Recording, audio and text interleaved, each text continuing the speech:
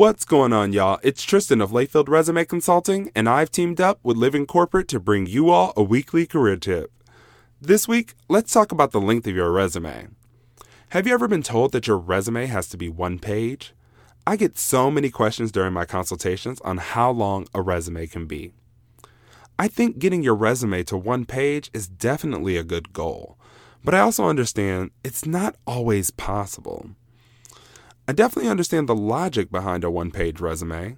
With the average job posting getting 200 plus applicants and recruiters scanning resumes for 6 seconds on average, getting to the point is definitely necessary. But I also think there's another factor we need to take into consideration, and that's relevancy. I always tell my clients that there are two things you want to consider before adding a second page. First, when it comes to things like older roles, awards, certifications, and more, try to be honest with yourself. Are these things adding skills or experience that isn't already represented by more recent roles? Or are you holding on to it due to an emotional attachment? If it's adding value, then go ahead and keep it. But if you want it there because you think it brings you some sort of clout, I would reconsider keeping it on your resume because it may land you in the no pile. The second thing you should ask yourself is, can you fill an entire page with that relevant information?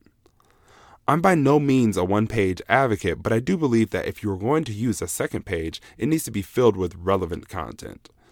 If you have anything less than 3/4 of a page, I would suggest you try to figure out a way to condense it down.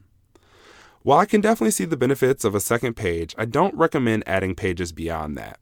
Remember, this advice is for resumes. If you have a CV, that's a little bit of a different story.